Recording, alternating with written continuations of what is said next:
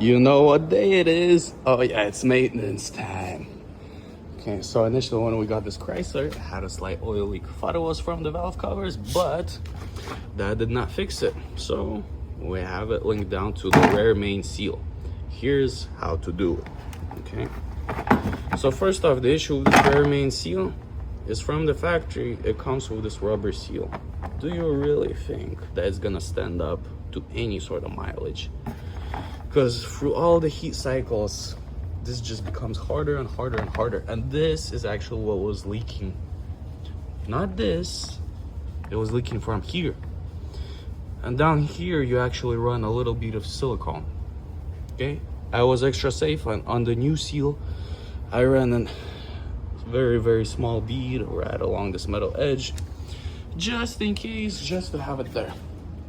Okay, so anyway, here is how you do it. Okay, I have the transmission on the transmission jack, dropped just a little bit. How we drop the transmission? Okay, you have to unbolt the drive shaft, pull out the rubber bearing completely. Okay, you do not need to disconnect the exhaust. It's completely unnecessary unless you really want the extra space. Okay, because well, with how I'm doing it, okay, see, it backs right up into the exhaust. I still have about a foot worth of working space in here, which for me personally was more than enough to get the new rear main seal installed. As you can see, 2 bolts on the bottom, and then the rest run horizontal. See all that goodness? Okay, so I purchased an L-ring brand seal because it came with this crankshaft tool. This is incredibly important. How it works is this side that pops out a little bit, it goes straight into the crank and it locks. It locks, and then you're able to slide the crankshaft seal over this and make sure that it goes nice and evenly over your crank. Okay, yep, I did a little too much silicone, but hey, I don't want to come back here anytime soon.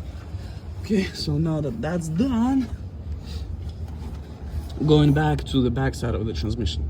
Okay, you unbolt the yoke here, you unbolt the transmission mount, transmission plug, transmission cooler lines. Okay, these were just metal clipses. You pop them off and the hoses pop off. Okay, going back, right under here, you have 2 13 mils. Okay, this is your center bearing for the drive shaft. And then this drive shaft runs all the way back, and here I also have it unbolted. Honestly, I probably could have kept it bolted down in the back, but it is what it is. I don't know, you guys let me know if you were able to keep it on. So anyway, in order to get to these yoke bolts, you're gonna have to spin the transmission over. Well, in order to spin this transmission over, you need to put it into neutral. Okay, so here we have this lever, right? The transmission shift lever. You have to lift it up just a little bit, and you have to keep holding it up for it to be in neutral. For some reason, it does not lock in any gear other than park. So keep pressure on here, and I was able to rotate the drive shaft on my own. You just have to make sure that the back wheels are lifted and the e-brake is off. Okay, then we have a bunch of bolts, bunch of bolts. There's gonna be 2 at the very top. Very doable. Just go in with a smaller ratchet. I went in with a 15 mil and an extension like this. Worked perfectly fine. They are blind bolts, so you're gonna have to go by feel. Here's my starter sitting up there. So the way I did this, I just unbolted the entire transmission bell housing bolts, all of them, every single one. And then I shifted the transmission back a little bit. And what that did is that got it off of the torque converter. The torque converter was still bolted to the engine. Okay, and so I think when I'm gonna be reinstalling, I'm gonna take the starter out completely, put on the torque, put on the flex plate on this guy, put on the torque converter on the transmission, make sure it slides on there nice and evenly. And then I'm gonna lift the transmission and the torque converter as an assembly, put it straight in there, and through the starter hole, I'm gonna be putting in the torque converter bolts.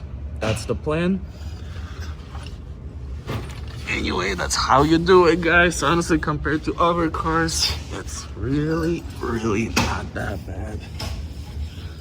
So what I did here is, when removing the flex plate, I put in a bolt, and I used a pry bar in here, and the pry bar locked into the flywheel teeth, hence preventing the flywheel from spinning. Also, that helped me a lot when I'm doing the torque converter bolts. I ended those with a wrench. I wish I filmed the whole process for you guys, but I really don't want to show it to you again. Anyway, guys, thanks for watching. Shoot you guys a follow-up. So remember, this pokey side has to go inside the crank, right? This side into the crank. So what you do is you take your new seal, okay, supposedly new seal. You take this. My bad. This side toward the crank, remember? Okay. Nice and evenly, nice and evenly.